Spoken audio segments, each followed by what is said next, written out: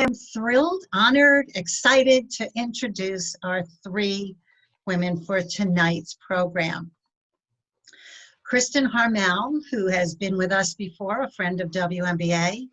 Kristin is the New York Times, you ready for this, best-selling, USA Today best-selling, and #1 international best-selling author of The Book of Lost Names, The Winemaker's Wife, The Room on Rue Amélie, and a dozen other novels that have been translated into 26 languages and sold all over the world.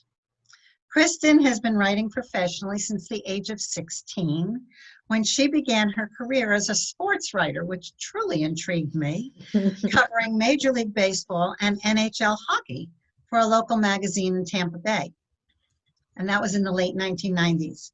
After stints covering health and lifestyle for American Baby, Men's Health, and Women's Day, she became a reporter for People magazine and spent more than a decade working for the publication, covering everything from Super Bowl to high-profile murders to celebrity interviews. In addition to her magazine writing career, Kristin was also a frequent contributor to the national television morning show, The Daily Buzz, and she's appeared on Good Morning America and numerous local television morning shows. She lives in Orlando with her husband and her young son, and she is co-founder and co-host of the popular web series and podcast Friends and Fiction. Mamta Chaudhry was born and brought up in Calcutta. She came to Florida for graduate studies, earning a master's in journalism and broadcasting from the University of Florida and a PhD in English from the University of Miami. Mamta now lives with her husband in Coral Gables, and they spend part of each year in India and in France. And much of her professional career was in television and classical radio at stations in Calcutta, Gainesville, Dallas, and Miami. Her early fiction, poetry, and feature articles have been published in newspapers and magazines in the States and in India. And her debut novel, Haunting Paris, published by Nan A. Talese Doubleday, has been praised as elegantly wrought by the New York Times Book Review and a heart-wrenching love letter to Paris by Publishers Weekly, and a fabulous haunting novel by Linda Rose, saying Linda Rose. And Ann Bocock, who is our moderator for tonight. First of all, let me say, Mamta, so glad to have you. I know Kristin and Ann have been with us. You are now part of our family. So Ann is our moderator. She began her broadcasting career in radio news in Richmond, Virginia. She then joined United Press International as a wire service reporter. Missing broadcasting, Ann returned to work as an anchor, reporter, and talk show host, working in several East Coast markets. She was the host of the talk show Florida Forum on the NPR affiliate radio station WXEL for 8 years, with interviews ranging from national interest to local celebrities, and is currently the host of Between the Covers, an interview show about books and authors produced by the South Florida PBS and distributed nationally. Before COVID arrived, Between the Covers was taped in front of a studio audience, and the current 2020-21 season will be live streamed, open to everyone, and later edited for national television distribution. So Ann, take it away. Thank you, Linda. Thank you, Andrea. I've got to say, I am just so delighted to be, I'm honored to be in the room with Kristin and Mamta, so this is going to be great. I wish we could do it in person. We will, maybe next year we'll do it again, but the cool part about Zoom is you can be at home in your pajamas and you can have a glass of wine, so what could be better than that? So I just want to get to the books. I've read both of them. They are really, really good. If you haven't read them, you're going to want to read them after this for sure, but For those who maybe need a little refresher, I'd like to ask each of the ladies to give me just a couple of minutes background and just a sneak peek into your book. So, Kristin, you're up first. Sure, sounds good. So the Book of Lost Names is the story of a female forger in World War II who stumbles into the French resistance mostly by accident and winds up helping save the lives of hundreds of children. And also, that was just so rude of me. Thank you, Anne. I'm so happy to be here too. I just dove right into my book, like la-di-da. But no, thank you. It's an honor to be here. I had such a nice time last year, visiting this organization in person, and it's nice to be here virtually and nice to meet Anne and Mamta tonight too. So sorry, on with my book description now that I've outed myself as a total rude person at the beginning. So anyhow, the main character of the Book of Lost Names winds up helping save the lives of hundreds of children. So she and her mom are fleeing the Nazis themselves, and they wind up in a small French mountain town in the unoccupied zone, where a priest who's working for this local resistance network finds out about her false papers, approaches her, and offers her help in getting her father out of the detention center where he's being held outside of Paris, in exchange for her helping him with some document forgeries. So she reluctantly agrees initially because she's trying to help her dad, but then she really falls in love with the work and develops a connection with the other main document forger working there, who's a young man named Remy, who kind of grudgingly takes her on as an assistant, and then soon realizes that she's actually better at these document forgeries than he is. So she becomes passionate not just about saving the children, and it really is primarily children whose documents they're forging in this network, although there are others too. But she wants not just to save them, but also to preserve the identities of those who are too young to remember who they really are once their names have been changed. So along with Remy, she decides to encode those identities in a 1732 religious text, just sort of this nondescript book they find, which they begin referring to as the Book of Lost Names, hence the title of the novel. But toward the end of the war, after their resistance cell is blown and Remy disappears, the book goes missing too, possibly looted by the Nazis as they're pulling out of France. So 60 years later, we meet Ava again. She's a librarian working in Winter Park, Florida, and she happens to glimpse the book in an article in the New York Times about Nazi looted books and the search to return them to their rightful owners. So as the story unfolds in the past, we also see Ava in 2005 trying to summon the courage to travel to Berlin to finally uncover the last secret, hopefully, maybe, held within the pages of the Book of Lost Names. That's my little overview of the book. Thank you. And the book is right behind you. So if there it is. Cleverly plastered over my background. Lost Names. Mamta, Haunting Paris. Can you tell us a little bit about that, please? Yes, I'd be delighted. Thank you, Anne, Andrea, Linda, for making this occasion, and I'm glad to meet Kristin virtually outside the covers of her book. So my book, Haunting Paris, is at its core a love letter to the City of Light. It's not a funny Valentine like Woody Allen's Midnight in Paris, but it's layered and complicated and heartbreaking as love can often be. So Paris is one of those cities that's very easy to love, but very hard to know. And when I first went there, my friends, both American and French, said, it's very hard to cross the threshold, say, difficile. Well, for me, it seemed more than difficile, it seemed impossible. I'm so clearly an étrangère, a stranger, a foreigner, an outsider. So I didn't start out to write about Paris, and certainly not from this perspective. I'm not French, not Jewish, neither man nor ghost. But we writers don't always choose our own stories. Sometimes they choose us. And so it was with this story.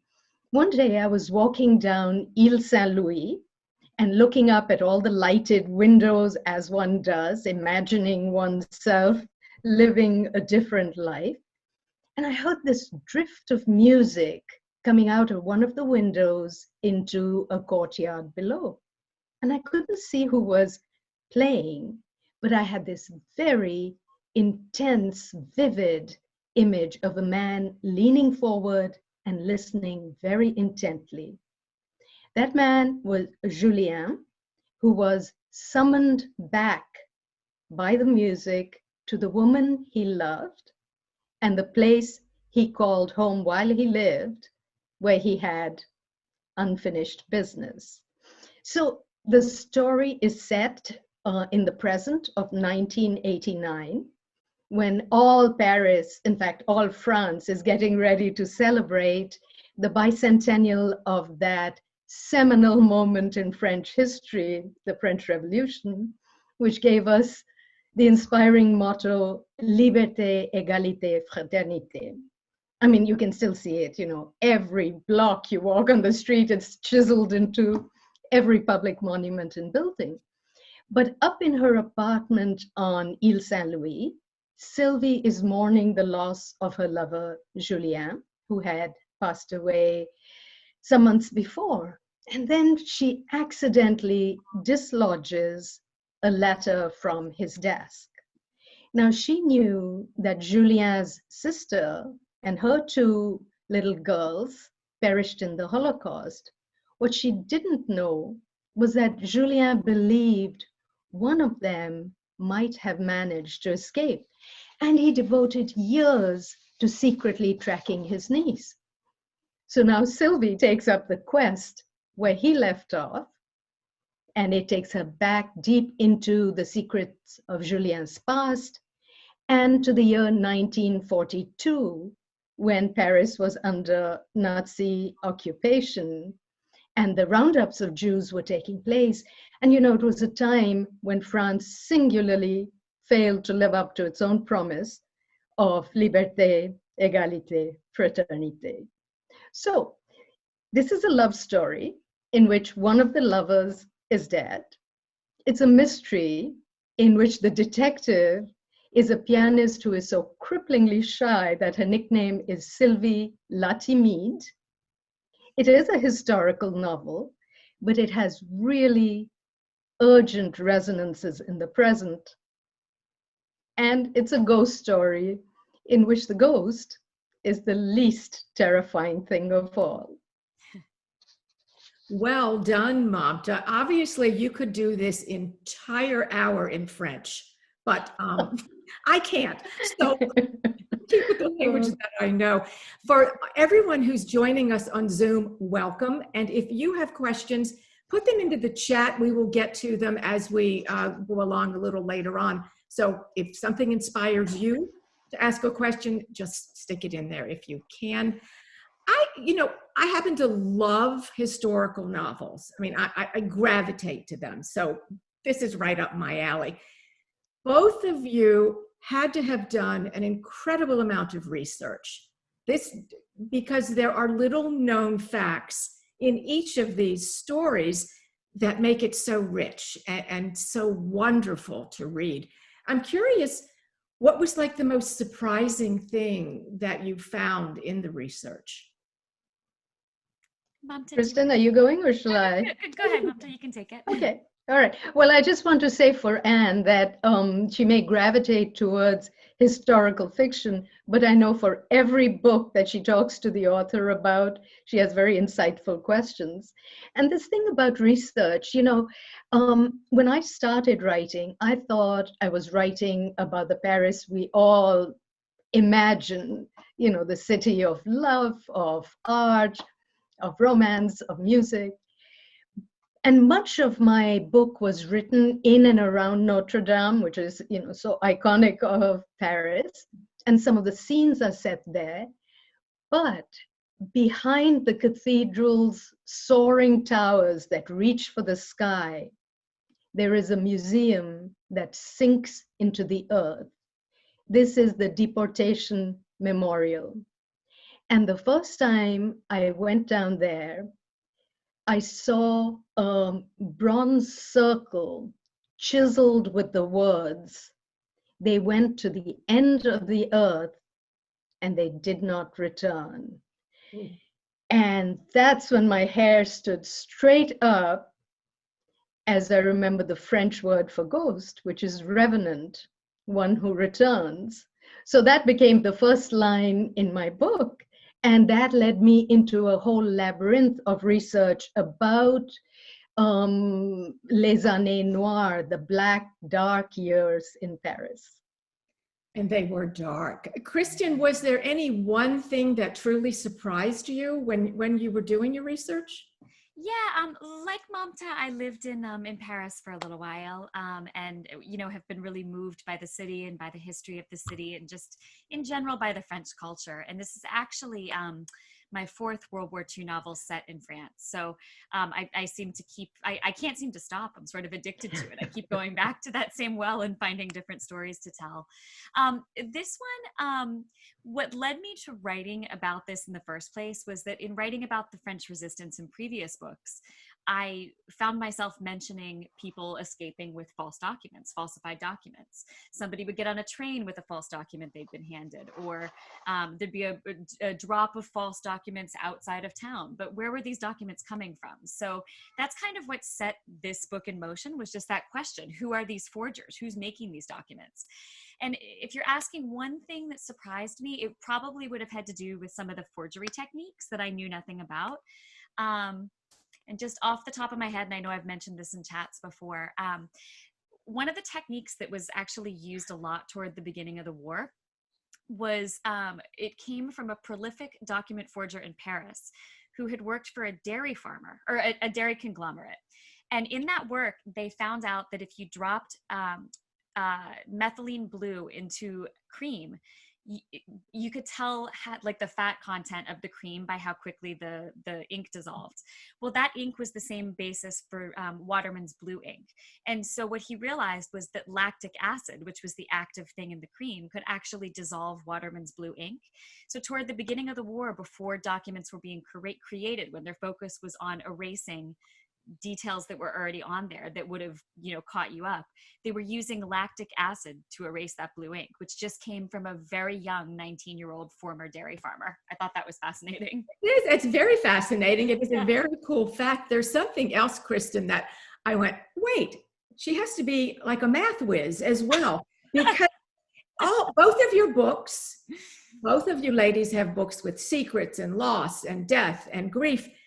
But then you go a little step further, and I know I probably mispronounced it, Fibonacci? No, that's correct. Yeah, you got it. Okay. There's a code. Now, did you find this in some kind of research, or you actually knew what this was? Well, so great question. So the code that Ava and Remy, the two main characters of my book, use to encode the names of these children within the Book of Lost Names, which, like I said, is just sort of this nondescript 1732 religious text. The basis of that code is a mathematical sequence called the Fibonacci sequence. And I knew I needed to have a code at the heart of this book, but I didn't know what it was going to be. So I wasted about a month just going down these research rabbit holes of, what kind of codes were used during World War II? How would you have stumbled upon this code if that was not your profession, and nothing was right. Like, they wouldn't have come up with things that, the military was using, for example. And then it struck me one day. Now, I was a really kind of weird, nerdy kid.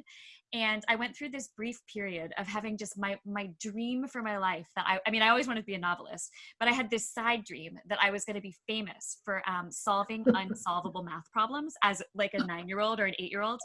And so like my mental gymnastics for doing that were to recite and do the entire Fibonacci sequence in my head as high as I could go before I fell asleep every night. So it was just a sequence, a mathematical sequence I was obsessed with as a weird 8-year-old or 8 or 9 or something. And so it just came to me one day, like a light bulb went on. I'm like, oh my gosh, I can use the Fibonacci sequence in this book. And then like all of those weird years weren't wasted after all. That's really funny. Sorry.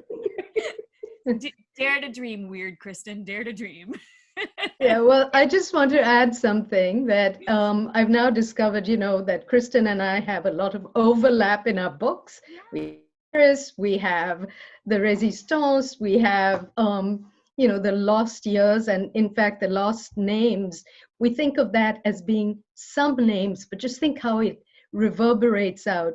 But now I realize that I don't have any commonality with her as far as math, or I must confess, with sports. What my dream was when I worked in classical radio, that's the closest I got to it, was to be a classical pianist, so that if I had a shred of talent, that's what I would have done. But instead, I used to play records and say, and now I'm playing Mozart's 27th piano concerto, and then just put on the piece of music. But then I realized that I did have an instrument, and that was language. And you can use it in the same sorts of ways for cadence and tempo, and to write scenes fast or to write them slow. So like Kristin says, that you take your interests like little magpies, you take what interests you, and then you use it in your writing. I will say, Mamta, your books there's such a lyrical quality to it. So I feel the classical music. And you have a character who is classically trained pianist. So it all comes full circle. That's right.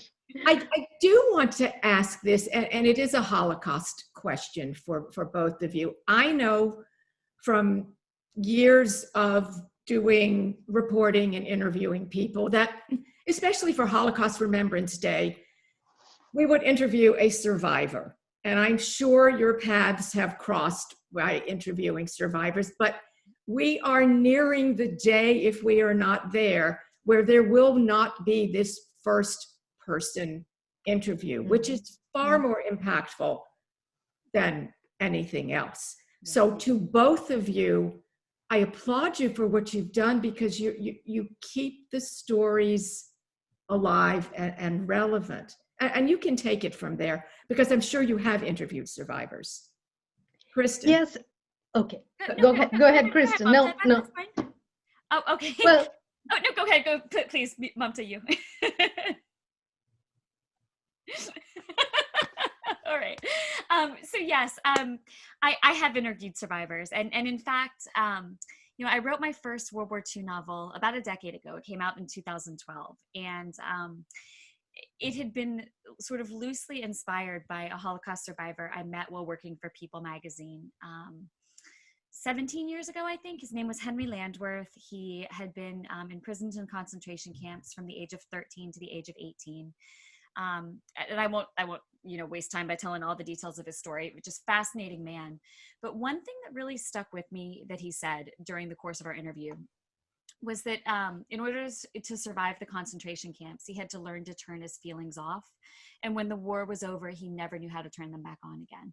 And it was something that impacted him for the rest of his life. And I think it was that one thought that stuck with me for years and became part of the sweetness of forgetting. I was so impacted by that, not just by the tangible loss we all know, and that we all, we know about concentration camps. We know about the horror of, family members being murdered and things like that. But it had never really occurred to me that you could have your emotions taken from you. I mean, think about how that impacted him, but also how it must have impacted his children and his children's children. And just that the way that reverberates through future generations, it fascinates me and just makes me really sad. So that conversation became the basis of The Sweetness of Forgetting, my 2012 novel. And over the years, I have interviewed a lot of survivors, and it's always so meaningful. And I, like you said, Anne, I feel really sad thinking that those windows are closing. I just interviewed a fascinating man from Palm Beach for my novel coming out next summer. He spent the war hiding in the woods of Poland. He's 93 now, and he had such profound things to say about it. But it occurred to me, I mean, I keep writing about World War II, but there is going to come a time when there are not any more people to talk to about that. And I do think that's why one of the reasons why it's so important to keep telling those stories and keep reminding people of the lessons of a not so distant past, that if we forget, we're in danger of repeating, if that makes sense. Mamta, is it a cautionary tale? Yes, of course it is. Like William Faulkner says, the past is never dead. It's not even past. And we can hear its echoes right now in what's going on around the world. So it is cautionary that way. And I think that one of the things that I was struck by was the silence of the people who had lived through those times that I was only researching and imagining. I met this man at the Shoah Memorial, the Holocaust Museum in the Marais. And, I'm researching this, and he looks at the book I'm reading, which was La Grande Rafle de Veldiv, and he points at it and he said, "That I know." And just the fact that he had lived through what to me was in a book. And I said, "But isn't it so hard for you to recount that story?" Because he was there to give testimony so that it would be recorded. He said, "Yes, it's very hard, but very necessary to tell the story."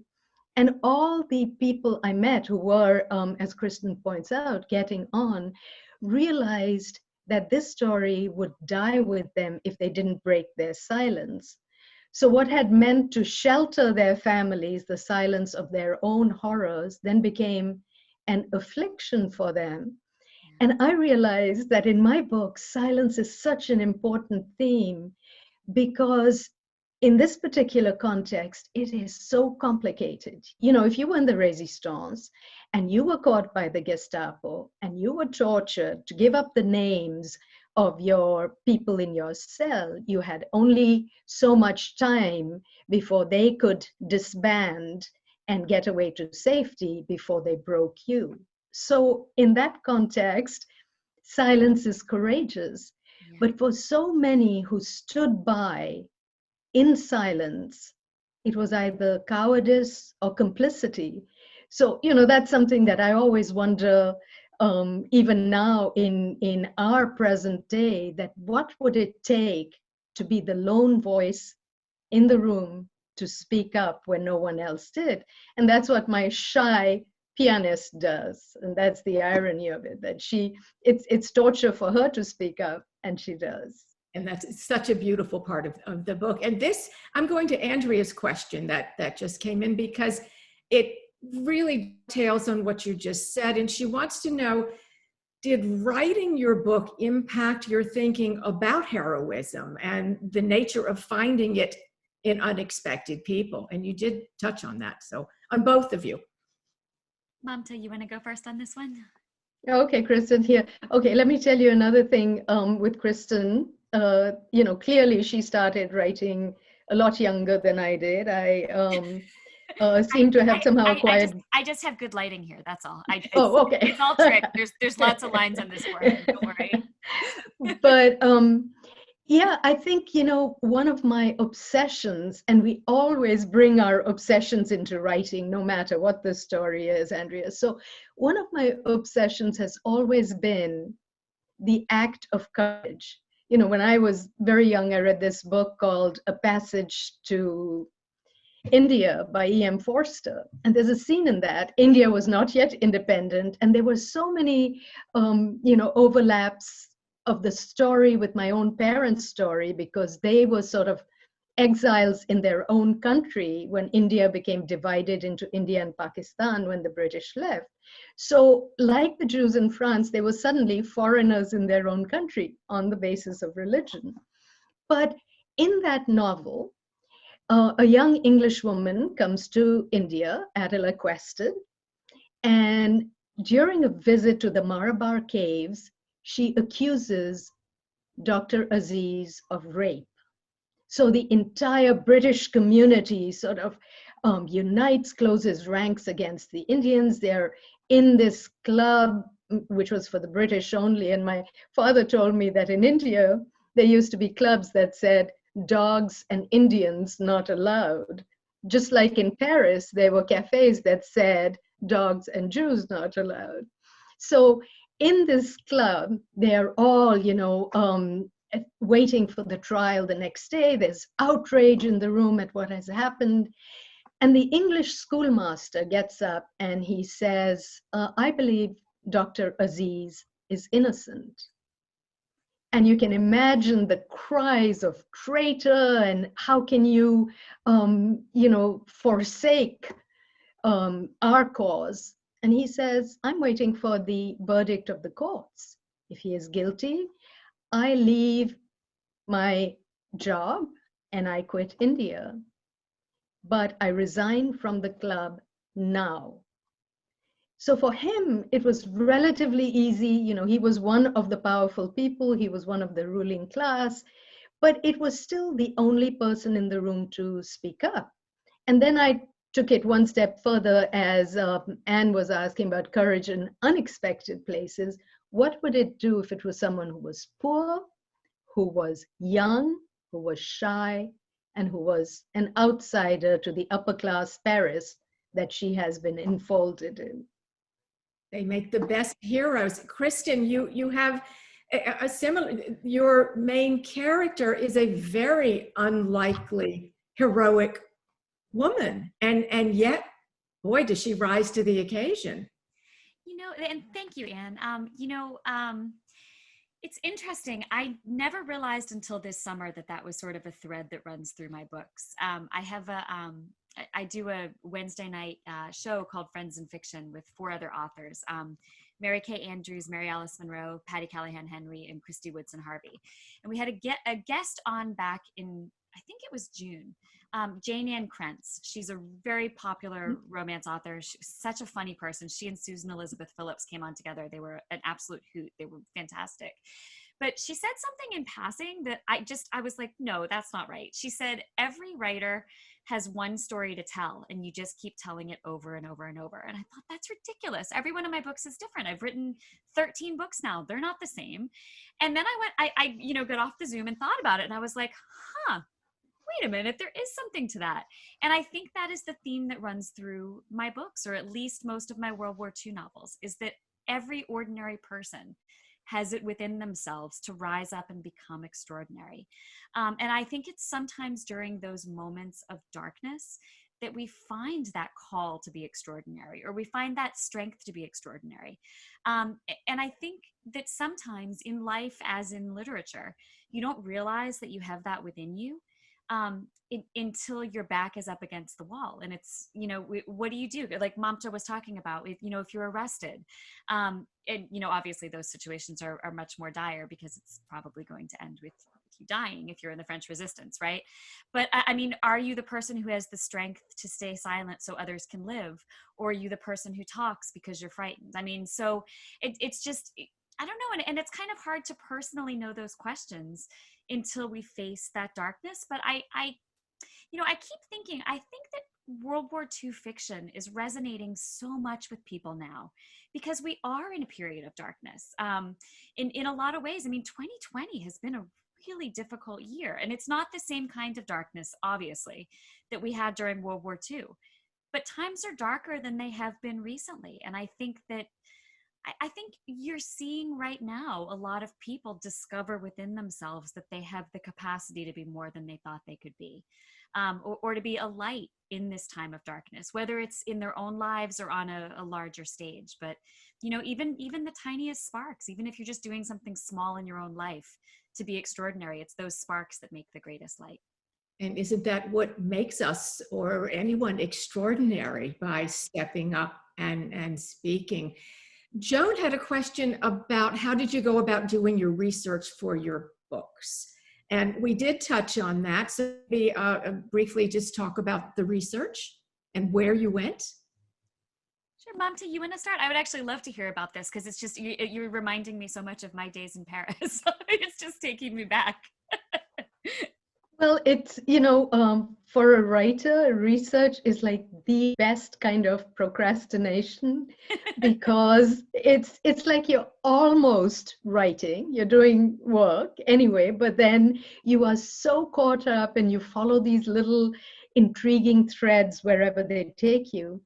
And, when I got my doctorate, I had to learn how to do academic research and write academically.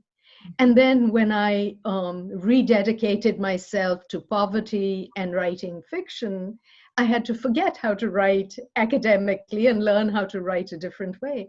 Because the research, I found out so many incredible things, not just the stories of those years in Paris, the World War II years, but also how much further back anti-Semitism stretched. We think the Germans came in and then these laws were put into place where the Jews had to get onto the last car in the subway, where they couldn't go shopping till all the shelves were empty. But you know, Ile Saint-Louis, which is like where my heart is in Paris, is named after King Louis, who's the only French king to become a saint. And so this Saint Louis was the man who first wanted to clear France of Jews. And get this, he wanted them to wear yellow badges to identify themselves as Jews. And that really took me aback, because then I could go deeper into the layers of Paris. And you know, everybody knows, if you've been to Notre Dame and seen the museum at the square in front, that Paris is a city built on layers. You know, it is really an archaeological dig. But emotionally too, and psychologically too, and historically too, there are layers upon layers to uncover. So that was what I found fascinating. It was so different from the Paris that I knew from just being a flaneuse in the city. Kristin.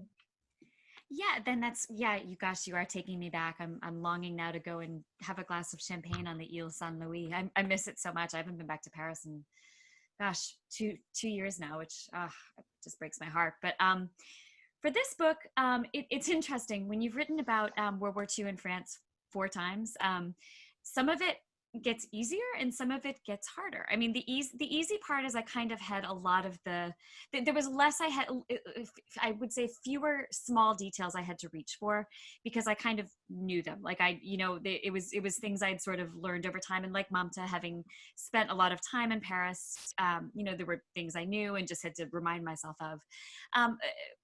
But I did a ton of reading. I did a ton of research into the forgeries. But the thing I found that I kind of had trouble getting my head around was exactly how these forgeries were done. Like I could read, chapters upon chapters of information about it, but I couldn't fully understand until I had the documents in my hand. And I know, Anissa, I see you out there, you know what's coming, because Anissa comes to a lot of my events. I know she knows this is my show and tell, but this is a real Nazi-issued travel permit from Paris in December of 1940.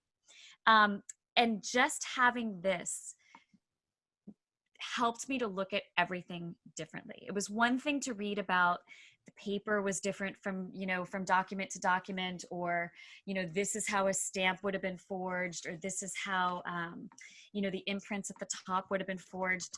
I intellectually understood it, but now I tangibly understand it. So this was enormously helpful to have, and became sort of a big part of my research. So there were other things like that I was able to put my hands on.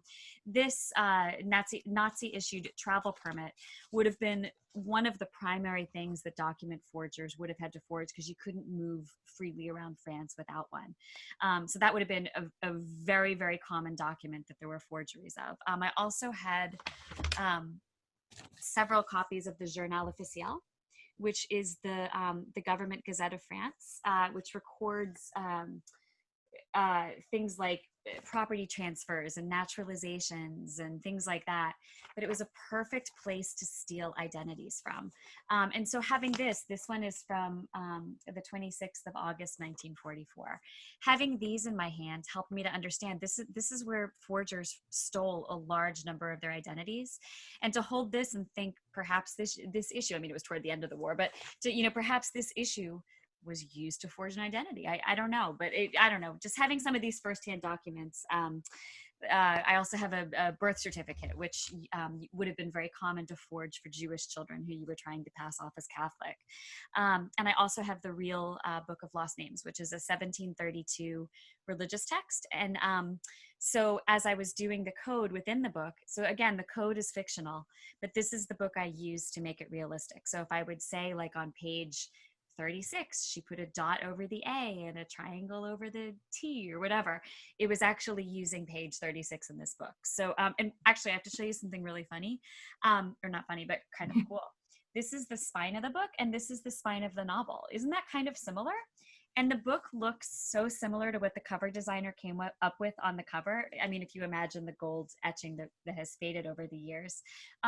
The cover designer never saw this book. She didn't know that a real book existed. And she imagined a book that looked pretty much exactly like this one. So I always think that was kind of predestined or something, meant to be. But that was a big part of my research, just physically getting my hands on the documents. Well, you know, that's so true about the artifacts that one holds in one's hands, because this is a historical novel, but I will say that it's so different from reading history. If you read history, you get all the facts. You know this happened, you know that the gendarmes came, you know that the Nazis in fact conscripted the French police into doing their dirty work. But it's a different thing to know it, and it's completely different to write it in a way that you feel your heart pounding as those boots are coming up the stairs and they're on the landing below, and you're trying to hide any giveaways of your identity. So, you know, I think that's a real distinction to be made between the artifacts that Kristin was pointing out and how they're absorbed into the story, so that it's not the actual thing, but a recreation of that for the reader. Yep, good points. It is a good point. I'm curious, for many young girls, the first book that they read that has anything to do with the Holocaust is A Diary of Anne Frank. Did you read it as a child? Have you reread it as an adult? And what did it mean to you? For me, I read it dozens of times as a child, and it was the book that changed my writing life. I think it's deep down probably why I was drawn to writing about the Holocaust in the first place. I probably read it for the first time, I don't know, I was maybe 10 or 11, probably 11. And it was the first time I truly understood that books could change the world by changing the way people think and the way people believe and the way people feel in their hearts. Prior to that, I had always wanted to be a novelist, but I thought that books entertained. I thought, you know, you'd write a Nancy Drew book or a Bobbsey Twins book, and, you know, it was the primary purpose was entertainment. That was the first time I understood you could affect change through your words. And it was such a simple thing to have dawn on me, but one that changed everything, because prior to that I thought I'd love to be a novelist, but maybe that's not a very responsible thing to do with my life. I should go into, you know, politics, or, you know, work for a nonprofit, or, you know, do something where I can change the world. And I realized I could do both. So it influenced me to such an extent that every single one of my books has had a character named Anne or Anna or Annie or some version of Anne in tribute to her, because as sort of my little silent thank you to her for setting me on the path that I'm on. That is beautiful. Mamta, tell me about Anne Frank. Well, growing up in Calcutta, you know, a world away from where Kristin grew up, I read the same book, and I felt myself connected to a world that was larger than the world I was living. And paradoxically, it was in this very small, claustrophobic situation in which Anne Frank found herself that I realized how great is the connection to the outside world, and how she never lost it. You know, how she always had this ability to look beyond her situation and the most horrific situation. So I think that, of course, affected me. In fact, my entire life has been, you know, like between the covers of books half the time. So that is the magic of books, that they can allow you to travel the world. Even now, when we are all housebound, they connect us. They allow us to go to Paris, when God knows the idea of getting on a plane right now makes me break out in hives. Yes. But just being with you all today, I feel like, yes, it is possible to transcend the moment. And I think that's what Anne Frank's book did and still does across the generations. And one of the things that I have never forgotten is the title of the Holocaust Museum in New York had an exhibition that said, "Not long ago, not far away." And those words just haunt me. We think this was in the dim and distant past, but it wasn't. And we just want to make sure when we promised never again, that we meant it. Yeah. We're talking about Paris, and one day we're going to get on the plane. We're going to go back to Paris. We should meet there, actually. And Yes. so Yes. I want to know, because both of you have such a strong connection to Paris. When we go, what is your perfect day in Paris? Well, my perfect day, this is something I do have in common with Kristin. I don't have the, national, international best-selling books. I have this, as Linda said, my debut novel, which makes me feel like, God, I must be the world's oldest debutante. But I do have this in common with Kristin, is, she wrote The Winemaker's Wife, is this absolute enduring love for champagne. So my perfect day, a glass of champagne, some little petit four, and then just walking where your feet and fancy take you, particularly around the quays of the Seine. Mamta, you and I are going to have to travel to Paris together, because that was literally my answer: champagne and walking. You see? So I'll tell you something else. You were talking about the book cover, Kristin, which was fascinating. I could see how that book sort of eerily translated onto your book cover. So when Nantalise told me, she said, I'm going to get you a book cover that you love. And she emailed it to me when I was in Paris. So my husband, who's a photographer, said, oh, let's go look. Where was this taken? So he set up the camera at the exact angle where it would have been taken. And he said, that's really weird. The trees are different. The lighting is different. This looks like it's an old photograph. So, everybody now is a Google detective. So we came home and looked up who it was. And it's a really iconic French photographer. It's not Cartier-Bresson, it's Roger Violet, who was just so well known, and he had his own image bank. So we looked up that this black and white photo was taken in 1957. But in 1957, Roger Violet was dead. Something, a ghost photographer for my ghost narrator. And then it turned out that in 57, Paris was all decked up because the Queen was coming over to visit. So that's great. I said, well, nobody could have known this. They colored the black and white photograph in this, completely Parisian, the blue hour. But 1957 was also the year that Julien and Sylvie in the book first met and fell in love. So I don't believe in ghosts, but I have to say this is beyond something that you could write and have be plausible in fiction.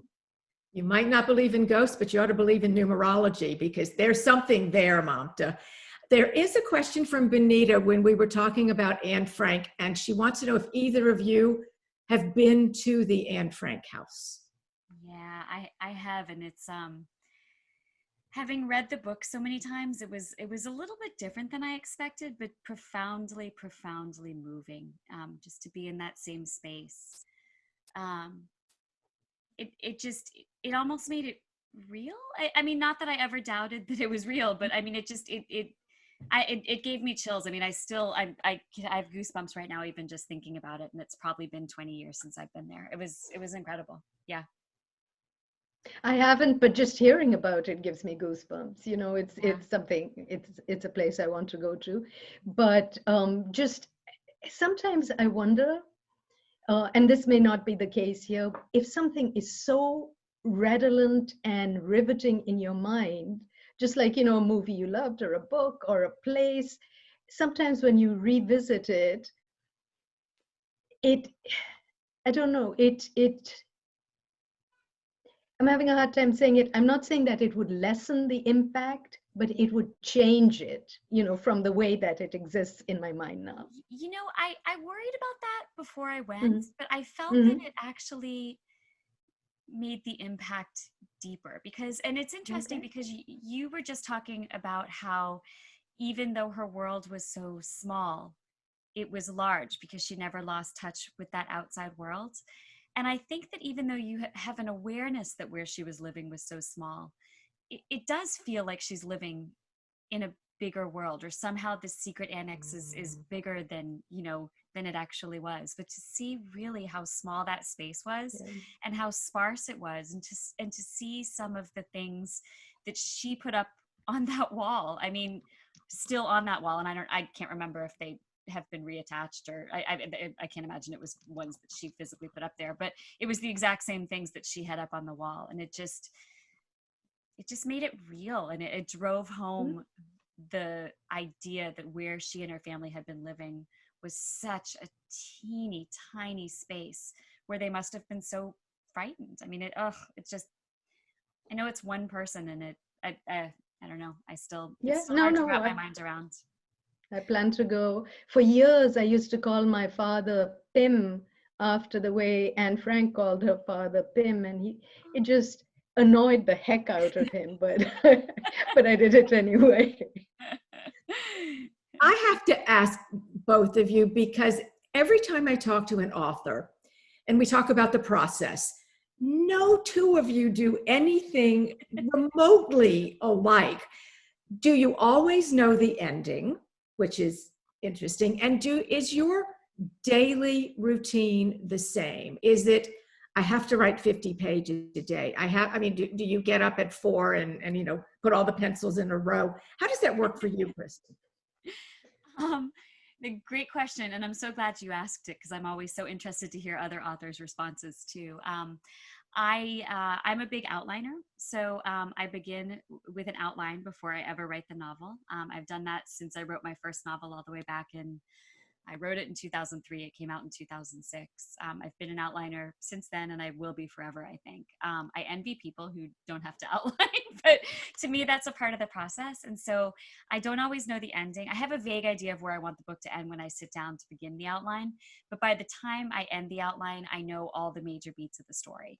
And then I would say the book winds up being probably 85% similar to the outline. Occasionally, there will be characters who develop in a different way than I thought, and it no longer makes sense to have them doing the things I had them doing in the outline. That's usually kind of the main reason why things change. Or sometimes something I put in the outline with kind of a note to fill in the research later, I realize that whatever I've had happening wouldn't line up with real historical facts, and so that needs to change. But mostly it's pretty similar. And as far as daily routine, it depends whether you're talking 2020 or pre-2020, because everything's totally different. I have a 4.5-year-old, and prior to this year, I would write when he was in school. He went to preschool, and those were my writing hours. Plus, I would usually work on Saturday mornings. And now I am the preschool. No, he should be in pre-K, and he's not, and there's no virtual option at his school. So he and I do school together every morning. And instead of having a few hours every day to write, I'm with him every day, which is great. And I know that, you know, this will be a gift in the future, but it's made the writing schedule difficult. And how much more do you appreciate teachers now? Oh, 100%. And he's only in pre-K, so I can't even imagine, like, and he's only one child. I can't imagine having like 20 who are older and, you know, need more. Yes, I 100% have such a deeper appreciation for teachers. Yes. So I had a book due, the first draft was due November 1st, and I knew that at the beginning of the pandemic. But apparently I just thought the book was going to write itself, because day after day I'd be like, I can't do it today. I can't do it. Like, where's the time going? I don't know. But with those 4 friends and fiction authors I mentioned, probably around May or June, Mary Kay Andrews started keeping all 4 of us in line. And it started with her and Patty Callahan Henry. Writing together every morning, and then the 3 others of us joined, and now we write together every single day. And by together, I mean we're all in different states. We do it virtually. I'm usually up writing at 6, and I write till 8:30. Mary Kay texts us all at 7 as who's writing, who's up, what are your goals for the day, and keeps me accountable to someone. And it's 7 days a week. We start an hour later on the weekends, and I work later on the weekends because my husband is able to take my son on the weekends. But yeah, without those early morning sessions that Mary Kay Andrews kind of guilted me into, I don't think I would have written the book. So thank goodness for her. Well, this is the perfect. I just didn't know that writing was a team sport, but good. You turned it into we don't actually share anything as we're writing except like, oh, guess what I found in my research? Like, we don't actually do it together. It's more just we all know that we're sitting together, and that like if someone doesn't show up, you're like, why weren't you here? You broke the streak. Like, you get kind of guilt, so it's good. Well, it's been a really good support system. And it's a really good pairing of, the two questions the two people answering the question you asked about writing process, because clearly I'm doing it wrong. I do not do it with an outline. Well, I'm just talking in terms of getting the books done or the discipline. But it is true that everybody, as Anne said, every author, as Tolstoy said, every happy families are all alike, and every unhappy family is unhappy in its own way. Well, every writer is neurotic in her own way. So for me, it starts out with an image, as I told you, with something I hear and that I become just so fascinated, obsessed by, that I want to know, who is this? Why were they saying this? I have to find out. And I keep going along with no idea where I'm going. It's like this path where I'm wandering without a light. But when I come to the end, I know that ineluctably, inescapably, I have been heading to this point.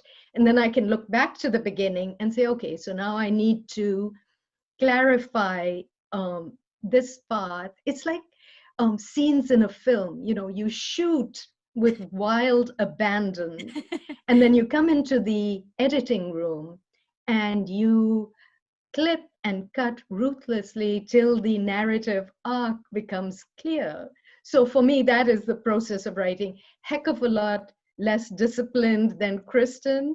And as far as writing during the pandemic, there's a meme going on Twitter, that how it started, how it's going. So we all started off wearing high heels, being nicely dressed, drying out our hair, and now it's like frizz and sweatpants and bare feet. So for me, the writing is like, here's what I had for that. I start off in the morning with new novel, chapter 1, cup of coffee, great intentions. And by the end, it's just paper everywhere and glasses of wine, and the time has gone by. So that's what 2020 has been like. I love it. I absolutely love it. I think we should continue this in 2021 in Paris. And with lots of wine. Yeah. Who's in? Yes. How are we on time? I'm looking at are we? Well, we were right at 7:30. So if anybody else has a major question, let's address it. Oh, I like what Marlene said. Field trip. Yes. Okay. Yes. Let's go. That was true. Yeah. Does anybody else have a question? Boy, you girls are so much fun. I wish we were doing this in person. This is terrific. Well, I have one question. If anybody needs a research assistant for the next trip to Paris, I volunteer. Oh, and I'll carry bags. As long as we can do Shakespeare and Company. I want to thank everyone here that allowed me to take part in this, because I just had a blast. This was really fun. If you haven't read the books, read them. The Book of Lost Names, Haunting Paris, they are so good. And that'll just, and then we'll do this in Paris again, I promise. Right. Thank you so much, Anne. And listen, a little plug.